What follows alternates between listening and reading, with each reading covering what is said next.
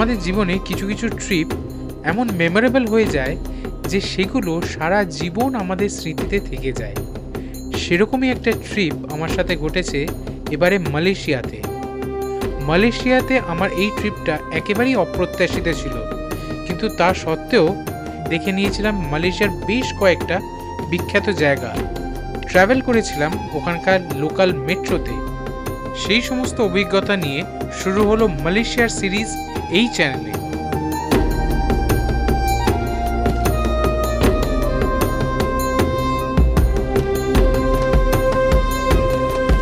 আজকে আমি আছি এখন কলকাতা আন্তর্জাতিক বিমানবন্দরে, আর আমার আজকে গন্তব্য হচ্ছে মালয়েশিয়া কুয়ালালামপুর।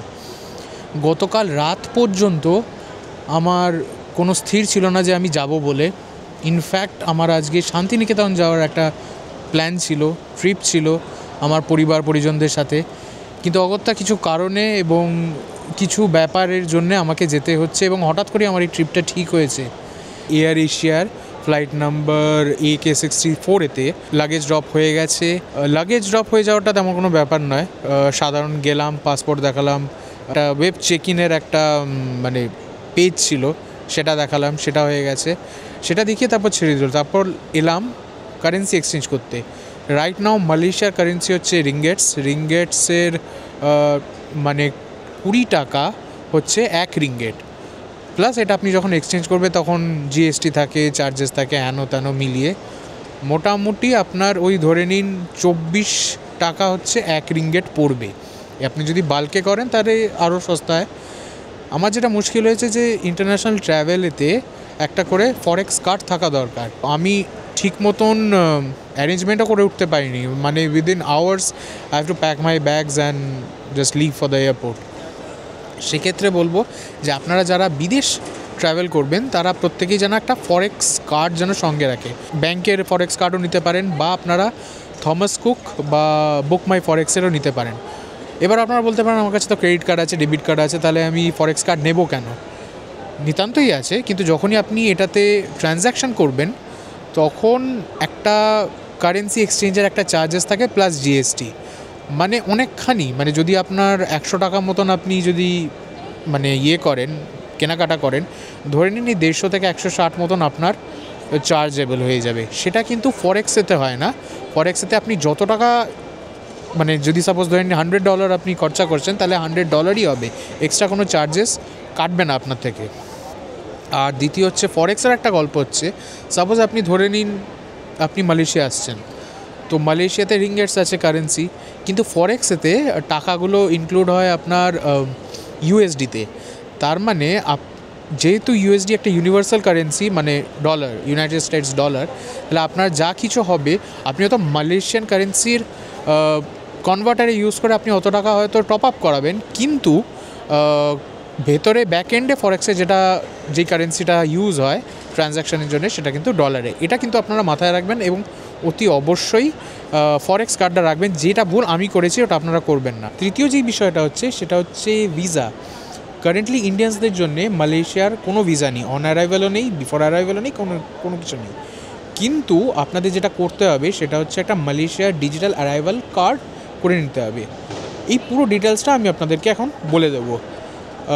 ভিসা নেই ঠিকই, কিন্তু অতি অবশ্যই মালয়েশিয়ার ডিজিটাল অ্যারাইভাল কার্ডটা আপনারা সংগ্রহ করবেন, এবং কিভাবে করবেন এবং কি কি ডকুমেন্টস লাগবে সেটাও আমি আপনাদের এখানে বলে দিচ্ছি। মালয়েশিয়া যেতে গেলে ইন্ডিয়ানসদের কোনো ভিসা লাগে না। মালয়েশিয়ার ইমিগ্রেশন ডিপার্টমেন্টের অফিসিয়াল ওয়েবসাইটে গেলেই এই একটা পপ আপ দেখতে পাওয়া যায়, যেখানে বলছে যে 1 ডিসেম্বর 2023 থেকে 31 ডিসেম্বর 2026 পর্যন্ত চাইনিজ আর ইন্ডিয়ান পাসপোর্ট হোল্ডার্সদের কোনো রকম ভিসা লাগবে না। অতএব আপনারা যারা মালয়েশিয়া ভ্রমণ করতে চান তাদেরকে আলাদা করে আর ভিসা অ্যাপ্লাই করতে লাগবে না। মালয়েশিয়ার ডিজিটাল অ্যারাইভাল কার্ড পেতে গেলে ফার্স্ট অফ অল আপনাকে এই ওয়েবসাইটে গিয়ে রেজিস্টার করতে হবে। এই ওয়েবসাইটের লিঙ্কটা আমি নিচে ডেসক্রিপশন বক্সে দিয়ে দিলাম।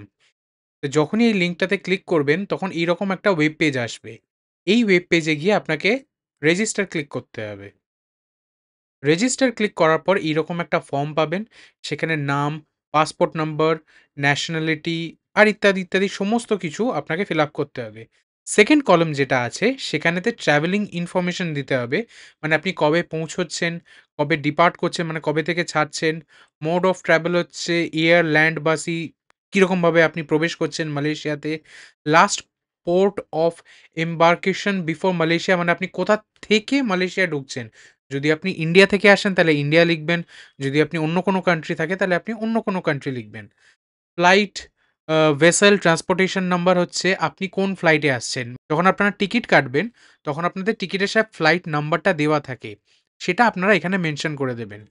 অ্যাকোমোডেশন অফ স্টে আপনি কোথায় বুক করছেন, কোথায় থাকছেন, কোন এয়ারবিএনবিতে সেটার সমস্ত কিছু ডিটেইলস আপনাকে এইখানে দিয়ে দিতে হবে। যখন আপনারা হোটেল বা হোমস্টে বা এয়ারবিএনবি বুক করবেন, তখন বুকিং অর্ডারের সাথে আপনাকে এই অ্যাড্রেসটাও দিয়ে দেওয়া থাকবে। ওটা দেখে আপনারা এই জায়গাগুলো ফিল আপ করে সাবমিট বাটন প্রেস করবেন। সাবমিট বাটন প্রেস করে নেওয়ার পর একটা পিডিএফ জেনারেট হবে এখানে, যেটা আপনি ডাউনলোড করে প্রিন্ট রাখবেন অন্তত ২ টো কপি। তার মানে এই ফর্মটা সাবমিট হওয়ার পরে, আমি আরেকবার বলে দিচ্ছি, এই ফর্মটা সাবমিট হওয়ার পরে আপনাদের একটা পিডিএফ দেখতে পাবেন। সেটাকে ডাউনলোড করে নেবেন, অন্তত ২ টো কপি প্রিন্ট আউট রাখবেন আপনাদের সঙ্গে যখন আপনি মালয়েশিয়া ট্রাভেল করছেন। তো আমার চেক ইন তো এখন মোটামুটি হয়ে গেছে, কারেন্সি এক্সচেঞ্জ হয়ে গেছে। যারা আপনারা ফরেক্স কার্ড জোগাড় করতে পারবেন না, তারা এই কলকাতা এয়ারপোর্টে ইন্টারন্যাশনাল সাইডে এখানে মানি এক্সচেঞ্জের একটা কাউন্টার আছে, সেখানেতে আপনারা মানি এক্সচেঞ্জ করে নিতে পারেন। ওদের অবশ্য নিজস্ব রেট আছে, সেটা আপনারা দেখে নিতে পারেন। আমি এখান থেকেই করালাম, সামান্য চার্জেস নেয়। তবে ফরেক্স কার্ড করালে আবারও বলছি ফরেক্স কার্ড করিয়ে নেবেন, সেটা অনেক বেটার।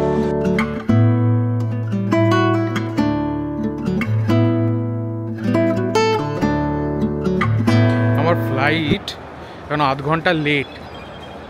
তো এখন ঘুরে বেড়ানো ছাড়া কোনো কাজ নেই বিশেষ করে আমার। তো দেখি একটু কফি খাই, তারপর সিকিউরিটি চেক ইন করবো। কফি খাওয়া ডান, বাড়ি থেকে খেয়ে এসেছি, অসুবিধা নেই। এবার ইমিগ্রেশনটা সারি। আমার ফ্লাইট ছিল 11টা 5-এ, ০.৫ ঘন্টা ডিলে করেছে, মানে ওই 11টা 35-এ ছাড়বে। তো আগে থেকেই আমি বিকেলবেলা খেয়ে নিয়েছিলাম, রাতে যাতে ওই আর কিছু বিশেষ কিছু খেতে না হয়। তো এবার হয়ে গেছে সমস্ত ডান, কফি খাওয়া ডান, সব কিছু ডান। এবার ইমিগ্রেশনটা সারতে হবে। চলো, ওই তো ইমিগ্রেশন, ওখানে এখন ক্যামেরা দেখাতে পারবো না, তো আপাতত রাখছি। ভেতরে ঢুকে আবার ভিডিও অন করব। তো ইমিগ্রেশন ডান, চেকিং ডান, সিকিউরিটি চেকও হয়ে গেছে। এখানে কিছু নেই আপাতত। তো আমার ফ্লাইট তো এখন মোটামুটি 30 মিনিট মতন লেটে আছে। এখন ঘুরে বেড়ানো ছাড়া কিছু করার নেই। কলকাতা এয়ারপোর্টের ডোমেস্টিকের মানে চেক ইন করার পর ডোমেস্টিকটা কিন্তু একটু বড়। এই জায়গাটা ইন্টারন্যাশনালটা বড্ড ছোট, ক্লামজি লাগছে। আরেকটা জিনিস আপনাদের দেখাই, আপনারা যারা ইউরোপ বা ইউরোপিয়ান কান্ট্রিজগুলোতে ট্রাভেল করছেন,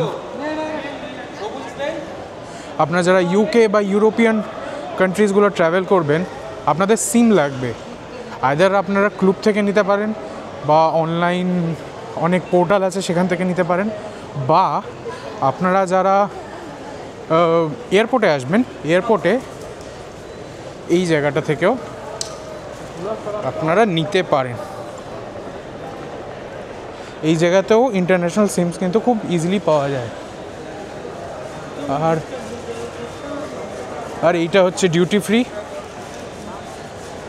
সস্তায় ঢুকুঢুকু করার জায়গা আছে এখানে, বেশ ভালো। এই দিকটা আপনাদের দেখাই,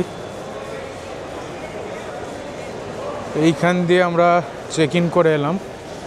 খুব ছোট, বেশি ওই দিকটা আবার ডোমেস্টিক, আর বাকিটা হচ্ছে এই দিকটা খুবই ছোট। এটা একটু বড় করতে পারলে খুব ভালো হয়, নাহলে না ভীষণ ক্লামজি লাগছে, ভীষণ ক্লামজি। আমি জানি আগামী দিনে ইস্টের দিকে ফ্লাইটস বাড়বে আশা করছি, তো তখন এত ছোট হয় না। মানে Bangalore airport, Delhi airport, international ডিপার্চারের সাইডটা যেরকম এতটা বড়, এইটা একটু বড় করলে খুবই ভালো হয়।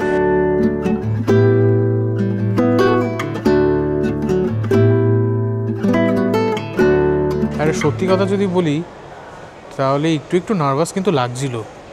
এক তো হচ্ছে প্রথমবার বাইরে যাওয়া, তার ওপর দ্বিতীয়ত ইমিগ্রেশন চেকিং হেন তেন কীরকম হয়, তো একটা নার্ভাসনেস তো কাজ করছিলই। সেক্ষেত্রে বলবো এক্সপিরিয়েন্স খুবই ভালো, ইমিগ্রেশনও খুব স্মুথলি হয়েছে, চেক ইন খুব স্মুথলি হয়েছে, কোনো রকম অসুবিধা হয়নি। ইভেন ডোমেস্টিকেতে যে মাঝে মাঝে যেরকম আমরা ঠেলাঠেলি লেপালেপি ফেস করতে হয়, সেগুলো এই ইন্টারন্যাশনাল দিকটায় ফেস করতে হয়নি, মানে খুবই স্মুথলি হয়েছে।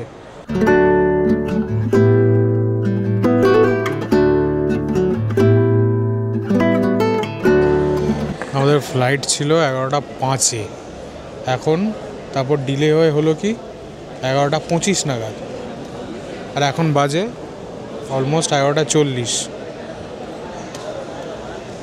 আরে ফ্লাইট ডিলে হচ্ছে তো ঠিকই, শুনলাম ইঞ্জিনিয়ার এখনও ক্লিয়ারেন্স দেয়নি, সেই জন্য আরও ডিলে হবে। সো নো আইডিয়া কখন আমাদের বোর্ডিং হবে, কখন ফ্লাইট রওনা হবে, আর কখন আমরা মালয়েশিয়ার দিকে উঠব। 12টা বাজছে এখনও পর্যন্ত বোর্ডিং স্টার্ট হলো না। বোর্ডিং স্টার্ট হওয়ার কথা ছিল 10:35-এ, মানে 10:30 নাগাদ ধরে নিই, আর ডিপার্চার হওয়ার কথা ছিল 11:05-এ, মানে 23:05।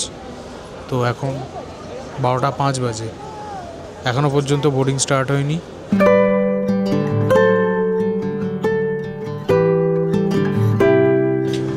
এখন অবস্থা না অনেকটা ওই নেমন্তন্ন বাড়িতে ফার্স্ট ব্যাচের লোকেরা খেতে বসে গেছে এবং খাচ্ছে আর ওঠার নাম নেই, আর পরের ব্যাচের লোকগুলো হাঁ করে তাকিয়ে আছে, ঠিক সেই রকম একটা ভাব লাগছে।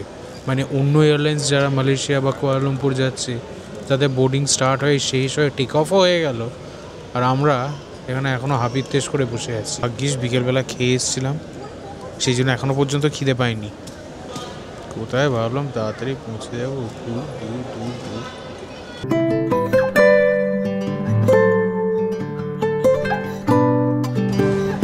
এইমাত্র জানালো ফ্লাইট এখন ডিলে হয়ে ছাড়বে রাত্রির 1টার সময়। 11টার সময় ছাড়ার কথা, এখন বলছে 1টার সময় ছাড়বে।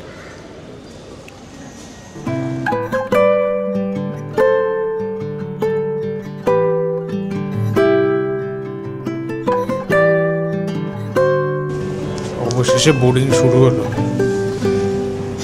ফাইনালি।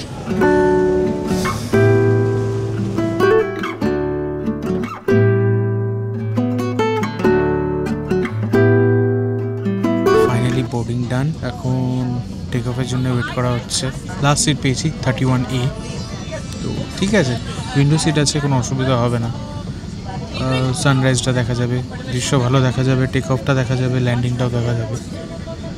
আর অনেকটাই দেরি হয়ে গেল, 11টার সময় ছাড়ার কথা, এখন 1টা বাজতে চলেছে। বাট তাও ঠিক আছে, বেশ একটা থ্রিলিং লাগছে। দেখি, জোন 2 বলে আমাদের বোর্ডিং আগেই করে দিয়েছিল, মানে বোর্ডিং আগেই কমপ্লিট হয়ে গেছে, এখন জোন 1-এ চলছে, মানে আরও কিছুক্ষণ এখন লাগবে, তারপর আমরা টেক অফ করব।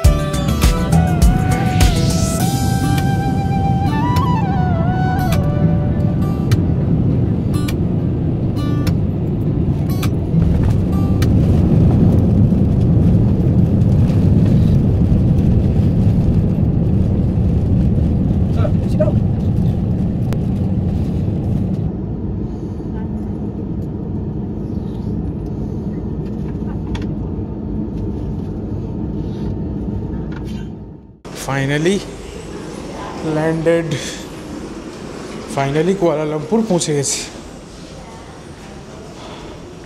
সারারাতি ঘুম হয়নি। আপাতত ওয়েদার ভালো। পাইলট অ্যানাউন্স করেছিল 26 ডিগ্রি বাইরের তাপমাত্রা, ভেতরটা তো এসি আছে, বোঝা যাবে না। সো এখন আবার ইমিগ্রেশন করাবো, চেক ইন করাবো, তারপর বোধহয় লাগেজ পাবো। অন্যরকম একটা ভাইব, পরিষ্কার পরিচ্ছন্ন ওয়াশরুমটা ইউজ করলাম এদের। এটা অনেকটা আমাদের দেশের মতনই, কিন্তু তবুও কোথাও না কোথাও একটা পার্থক্য আছেই। অসম্ভব রকমের নিট অ্যান্ড ক্লিন, পরিষ্কার পরিচ্ছন্ন, ওয়েল মেনটেন, দারুণ ব্যাপারটা।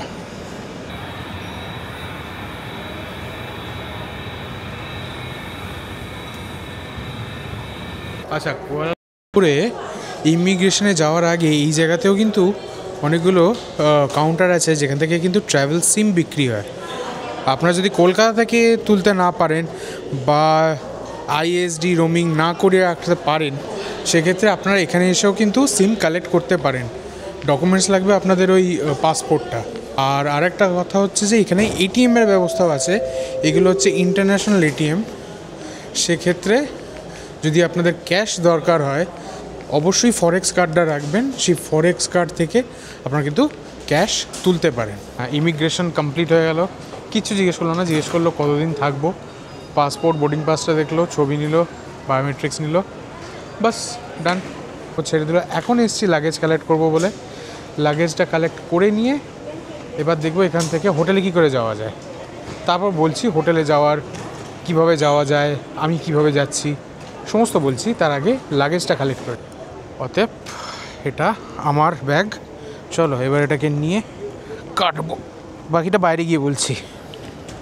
আচ্ছা, আরেকটা জিনিস যেটা আমি একদমই বলতে ভুলে গেছি, সেটা হচ্ছে যে ইমিগ্রেশন হওয়ার পরও, ব্যাগেজ কালেকশন হওয়ার পরও এখানে আরেকটা ব্যাপার আছে, সেটা হচ্ছে কাস্টমস চেক। কাস্টমস চেকেতে আপনাদের হ্যান্ড ব্যাগেজ নয়, বাট ওই চেক ইন ব্যাগেজ যেটা হয় আরেকবার স্ক্যান করা হয়, স্ক্যান করে তারপর আপনাদের ছেড়ে দেয়। আমারও সেটাই হয়েছে।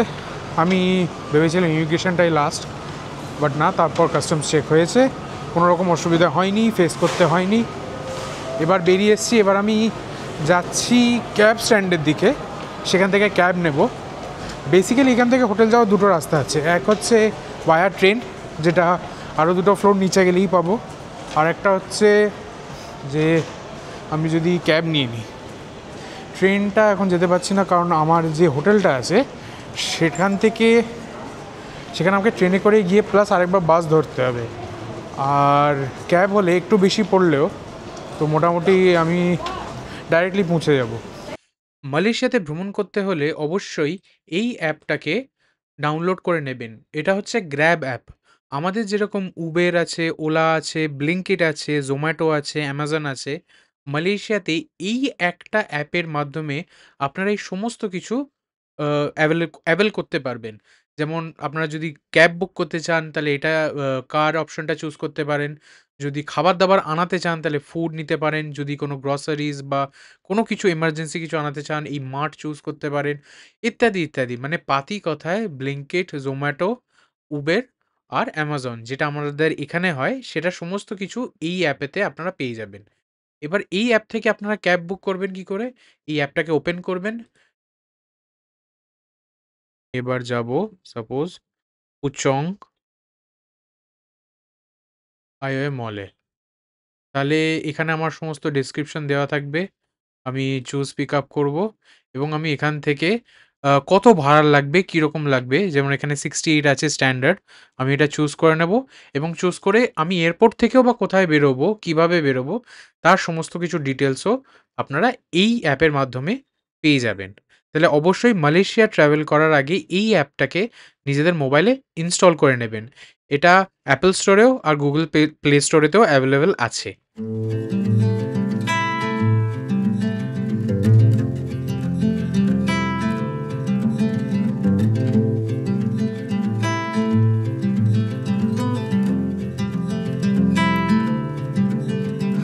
Close your eyes, hear the voice within calling.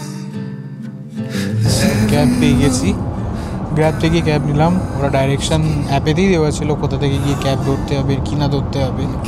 সুন্দর সুন্দর, মানে এত সুন্দরভাবে ছবি দিয়ে বোঝানো আছে যে প্র্যাকটিক্যালি কোনো অসুবিধাই হয়নি। আর ট্রেনে যেতে ইচ্ছে করছিল না, কার ওয়েল মেনটেন, যথেষ্ট ওয়েল মেনটেন।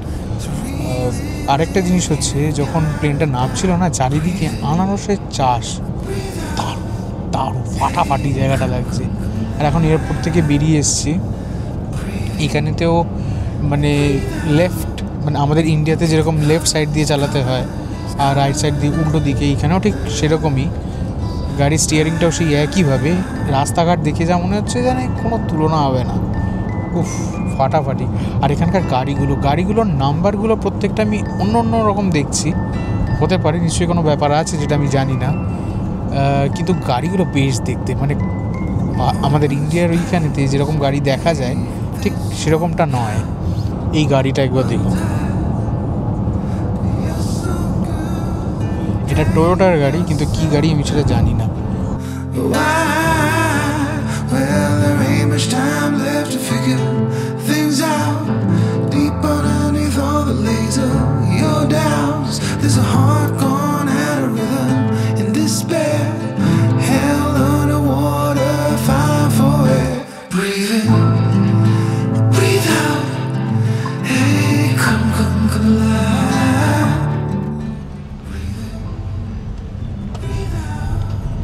এইরকম মোবাইলের ব্যাপারটা আমাদের ওখানে করলেও বেশ ভালো হয়। আলাদা করে তাহলে স্মার্ট ট্যাগ করাতে হয় না, মানে জাস্ট মোবাইলটা রাখবো আর স্ক্যান হয়ে যাবে, বা কোনো কার্ড রাখবো যেটা স্ক্যান হয়ে যাবে। ওই স্মার্ট ট্যাগে আঠা হেন তেন, এটা বেশ ভালো লাগলো। এখানে অনেকগুলোই স্মার্ট ট্যাগ আছে, সাহাজ বলে একটা আছে, স্মার্ট ট্যাগ আছে, স্মার্ট সামথিং কি একটা, স্মার্ট গো বলে একটা জিনিস দেখলাম সেটা আছে। এখন যাচ্ছি হোটেলে, অসাধারণই সৌন্দর্য, মানে কি ক্যাপচার করবো, দু চোখ ভরে শুধু দেখে যাচ্ছি, এতটাই সুন্দর জায়গা, এতটা। আর সব থেকে বড় কথা, একটা ধুলো নেই, একটা ধুলোর কণা আমি দেখতে পাচ্ছি না, পরিষ্কার। On the time, keeping your feelings bottled up inside, heading for collision in the night. To really live, you gotta die. এই হচ্ছে আমার রুম, এই খাট আছে, এখানে একটা আয়না দিয়েছে, আলমারি আছে, আলমারিতে তোয়ালে আছে, ওই নিচে এটা কি দেখতে পাচ্ছি, হেয়ার ড্রায়ার, আয়রন আছে। এইখান থেকে একটা সুন্দর ভিউ দেখা যাচ্ছে, নিচে সুইমিং পুল। এটা বেসিক্যালি কুয়ালালামপুরের বাইরে, আউটস্কার্টসে, এটা তো ওই শহরে নয়। আর এই দিকটায় আছে আমাদের কিচেন, এখানে একটা মাইক্রোওভেন দিয়েছে, সিঙ্ক আছে, এখানে একটা কেটল আছে, ইন্ডাকশন, ফ্রিজ। আর এইটা হচ্ছে ডাইনিং এরিয়া, এইটা হচ্ছে ড্রয়িং এরিয়া, এখানে একটা টিভি দিয়েছে, টিভিতে ওয়াইফাইও আছে। আর সব থেকে ভালো হচ্ছে ব্যালকানিটা, এই হচ্ছে ব্যালকানি, এখানে একটা সিটিং অ্যারেঞ্জমেন্ট আছে সুন্দর, আর এইখান থেকে এই ভিউ।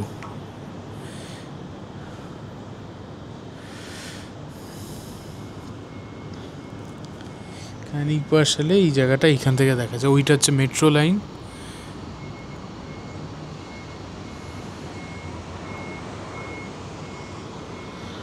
আর এইটা এখান দিয়ে রাস্তা যাচ্ছে, সুন্দর।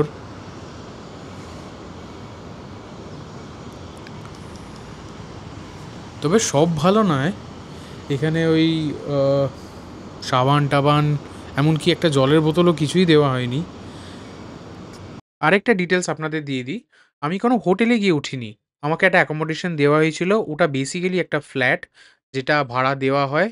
আমি যার থ্রু দিয়ে গেছিলাম তারাই আমাকে সেই অ্যাকোমোডেশনটা করে দিয়েছিল।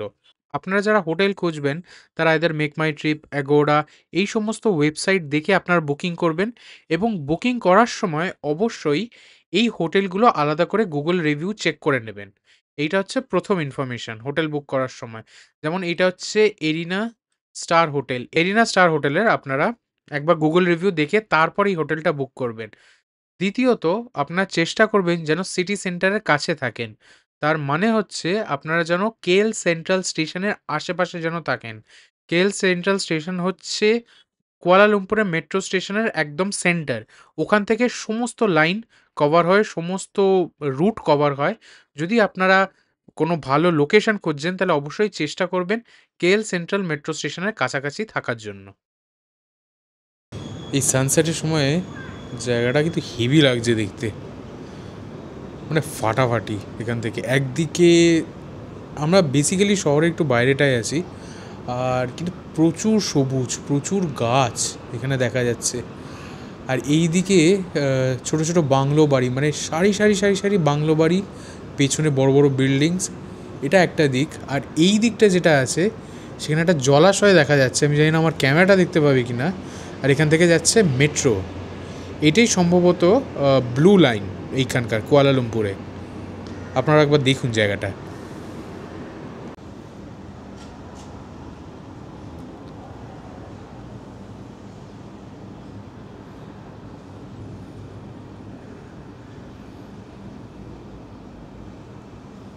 আমাদের রুমের সামনে একটা সুইমিং পুল তো আছে, এটা আগেই দেখিয়েছিলাম। আর এই বিল্ডিংটা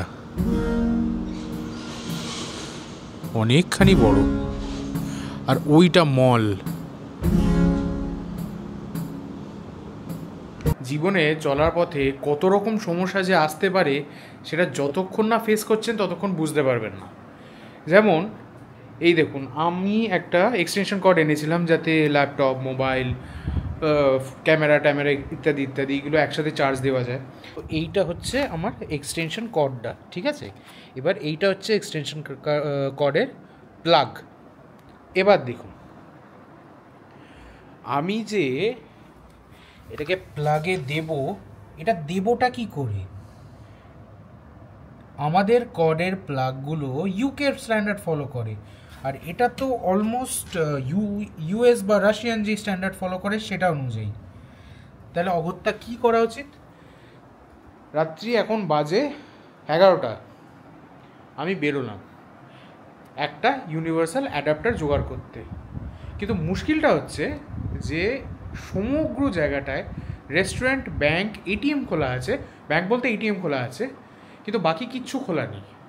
ইলেকট্রিক্যাল তো ভোগে। তো কি করা যায়?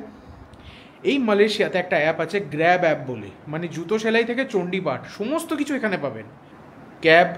ক্যাব বলুন, বা গ্রসারি, বা ইনস্ট্যান্ট যে জিনিসগুলো, খাবারের অর্ডার, মানে বেসিক্যালি আমাদের দেশে ব্লিঙ্কিট, উবার, জোম্যাটো আর অ্যামাজন, এই চারটেকে যদি মিক্স করা হয় তাহলে এখানে হচ্ছে এই একটা গ্র্যাব অ্যাপ তৈরি হবে। তো গ্র্যাব অ্যাপেতে অর্ডার দিলাম। এবার গ্র্যাব অ্যাপ এলো, তুমি দিলেন 22 রিঙ্গেটস মতন খরচা হলো। এইটুকু একটা জিনিসের জন্য আমার খরচা হলো 22 রিঙ্গেটস। তো এই একটা জিনিস আপনারা মাথায় রাখবেন, যখন বাইরের স্টেটে আসবেন ওই স্টেটের কি ইলেকট্রিক্যাল স্ট্যান্ডার্ডস আছে, কি ফলো করে, ইউকে ফলো করে না ইউএস ফলো করে, এটা দেখে একটা ইউনিভার্সাল অ্যাডাপ্টার কিনে তারপর আসবেন। বেফজল খরচা যাতে এখানে না হয়, এখানে যে কারেন্সি এক্সচেঞ্জ করে যে টাকাটা হয় সেটাই আপনাদের খরচা করতে হয়, বেফজল খরচা যাতে না হয় সেটা মাথায় রাখবেন এবং সমস্ত কিছু প্রিপেয়ার্ড হয়েই আসবেন। সেদিন রাত্রে ডিনার করতে গেছিলাম সেখানকারই একটা লোকাল হোটেলে। বিদেশি মাটিতে রাত্রিবেলা ঝকঝকে এই রাস্তার মধ্যে দিয়ে যেতে কিন্তু বেশ লাগছিল।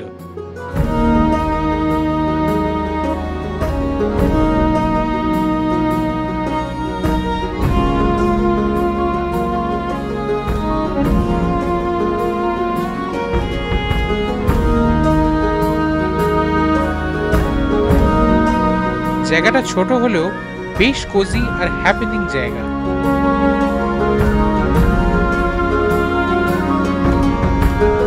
আর এখানেই দেখা হয়ে গেল আমার মালয়েশিয়ার একজন ফুটবল লেজেন্ডের সঙ্গে, রামাদাস রাও, যার জন্যে 1957-এ মালয়েশিয়ার পেরাক টিম মালয় কাপ জিততে পেরেছিল। আজকের ব্লগটা এই অবধি, এই পর্যন্তই থাক। আপনাদের ব্লগটা কেমন লাগলো আমাকে নিচে কমেন্ট বক্সে অবশ্যই জানাবেন। যদি ভালো লেগে থাকে তাহলে লাইক করবেন, আর না লাগলে ডিসলাইক। আর এইরকম ট্রাভেল কন্টেন্ট পেতে অবশ্যই আমার এই চ্যানেলটাকে সাবস্ক্রাইব করবেন। Thank you.